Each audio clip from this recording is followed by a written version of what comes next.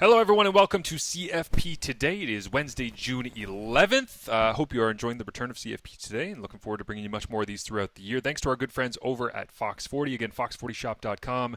Fox40shop.com is the best place to be able to go. Thank you to them for supporting everything around here with CFP. Today, I'm going to get into. Yesterday, I talked about Sean Thomas Erlington, which kind of sparked my interest in being able to renew the conversation of most outstanding Canadian, and the CFL.ca editorial staff this year have hired me to bi-weekly on Wednesdays in the afternoon list my top 5 hopefuls for most outstanding Canadian. That means you're going to get essentially, I don't know, 9, 10 of these articles as the year goes on, kind of highlighting great performances. My goal as well, outside of just doing the top 5 of who is likely to be in the conversation, is to also mention kind of honorable mention weekly top performers. I think that that's something that deserves a lot of attention as well, because as we all know, there are people who have great individual weeks that don't string together great campaigns and aren't in contention for these top awards at the end of the season. But most outstanding Canadian, obviously one of the most prestigious awards that exists at the CFL Awards at the Grey Cup week, and so I began this one after week number 1, knowing that we don't have enough information or data to be able to fully support this person's going to win the most outstanding Canadian. But let's just celebrate a couple of great performances from week 1. So my first one that I mentioned in this article on CFL.ca is Alexander Gagne, the linebacker from the Montreal Alouettes. 7 special teams tackles is absolutely ridiculous. The single season record in the CFL is current Bombers president and CEO Wade Miller. He had 37 in a single season. Is that under threat? Potentially. It is the single game record, tied with several other people, but 7. It's actually kind of crazy that there's this many people listed at 7. I think it's like 7 or 8 different people that have had 7 special teams tackles in a single game. Nobody can touch 8, which is very strange. When it does happen, it'll be notable. But being able to have 7 in a single game is crazy, because there's been times where I've been going through, whether it be Labor Day, after Labor Day, into the playoffs, and looking at very talented defenders. Let's say like a Wynton McManus back when he was with Calgary, and he's got 40 defensive tackles and 10 special teams tackles. The thing of having 7 in a single game doesn't really make any sense. And Pro Football Focus also had Alexander Gagne having 0 missed tackles on specials, which makes sense, because if you're 7 for 7, you're not getting many more opportunities than that. The fact he was even in position to make 7 tackles, I think, might be the more impressive part for me of this. So Alexander Gagne, shout out to you. I included him in my top 5 here coming out of week 1 of most outstanding Canadian hopefuls. Is a special teams tackler going to win most outstanding Canadian? No. But that's kind of the approach I'm taking with this entire article bi-weekly, is to try and shine light on people who deserve to get some love. And he doesn't deserve an honorable mention. It's after week 1. He deserves being in that top 5 list. At number 4, I had Stavros Katsantonis. He had an interception. He had another one wiped off the board via penalty. But the free safety position in the East Division specifically, where I call a lot of games, I love watching Marc-Antoine Dequoy. I love watching Stavros Katsantonis. When Royce Metier was a Toronto Argonaut, I loved watching him get after it, do his thing. Now, Ottawa's back end, Alonzo Adai, whether it's been Justin Howell, at times Ty Cranston, who's now retired, those guys can all fly around. And it's not obviously just the East, it's just the fact that I watch a lot of their film and a lot of their games live. Stavros range is an understatement, but it's more so his sense for knowing when and where to use the range. He's not exactly Ed Reed from the old Baltimore Ravens in terms of being able to trick quarterbacks into doing things that they probably will regret, but he has this incredible knack for being in the right place at the right time, which is what you love to see in a free safety. So Stavros gets one off of Vernon Adams Jr., and I think he's got many more in his future. Could a defensive player, specifically a free safety, be the most outstanding Canadian? They're up against it. These awards tend to lean towards the offense.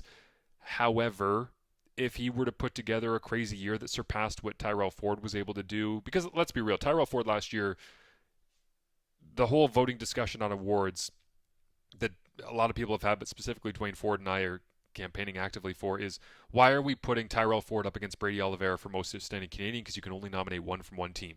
They both should have been up for most outstanding Canadian last year when Tyrell Ford had that crazy year in Winnipeg before he left in free agency for Edmonton. So the idea of being able to see Stavros be most outstanding Canadian, it's like, yeah, I could absolutely see that. But he's going to have to go past and be out dueling, the likes of Marc-Antoine Dequoy and the rest in that division, let alone the league itself, with the West factored in as well. So, at number 3, Sean Thomas Erlington. If you want to hear more about him and my reasoning, you can go back and listen to yesterday's CFP today. Number 2, Samuel Emilus. The Canadian angle in the passing attack for the Rough Riders, it feels like, has been going through Keane Schaefer-Baker for the last couple of years.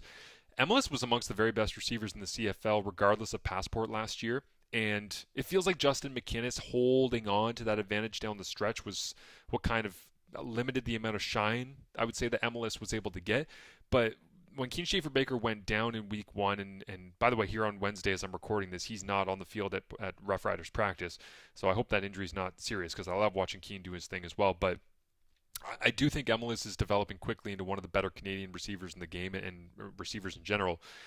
For him to be leading the discussion around everything most outstanding Canadian at the receiver position, there's a ton of competition there. And there's going to be a lot of guys who are going to put together weeks 2, 3, 4, 5, 6, 7, 8. As the season stacks up, a variety of names will get involved here. And in the article I mentioned Gittins Jr., Phil Pott, either of them.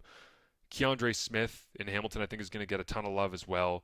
The Canadian angle in Winnipeg, I think, is going to be revamped as well with a bit of a different looking attack. So it's going to be difficult to hold on to a receiving lead in terms of yardage. But for me, this is not just singularly a statistical, well, that guy's leading in receiving yards and therefore he's the all-star, or he's the this, or he's the that.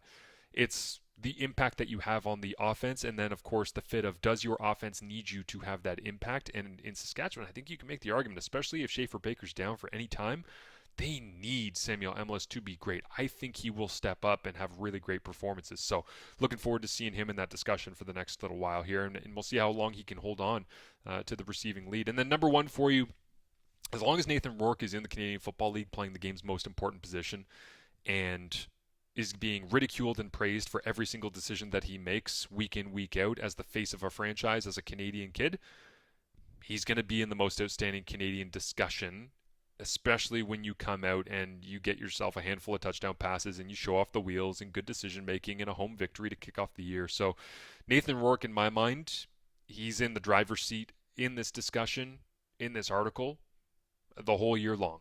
As long as he is doing what he can do, which is not necessarily, you don't have to go to crazy 2022 levels, but if he's anywhere close to the best of him in 2024, like even, I don't know, the first half of Touchdown Pacific that he had, he's going to be right there. And we haven't seen Brady Oliveira yet. We'll see exactly what some of the up-and-coming younger players look like, because there's always a name or two that burst onto the scene and make a big impact. They're all going to have to chase down Rourke. The most outstanding Canadian, it's not that it's his to lose, because you don't just hand it over to somebody without any given performance. But I know what Nathan's performance level is and what kind of level he holds himself to, and it's going to be hard to have anybody overcome him. I mean, receivers, all those names I mentioned, you're going to have a crazy year to take it away from Rourke. If you're a running back, whether it be Oliveira, Sean Thomas Erlington, crazy year you're going to have statistically, plus impact, plus your team winning a lot of football games.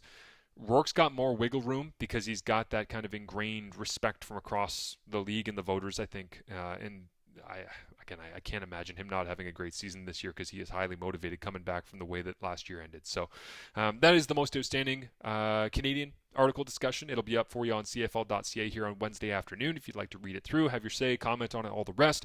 For now, that's going to do it for CFP today. Thank you for listening. As always, thanks to Fox 40, fox40shop.com for supporting everything that we do around here, and looking forward to previewing, speaking of Brady Oliveira and Nathan Rourke, another great Canadian matchup on Thursday Night Football to get week number 2 underway. The Lions and the Blue Bombers, but no Zach Collaros. Maybe we'll discuss tomorrow what that actually means going into their home opener for the Bombers. Thanks for listening.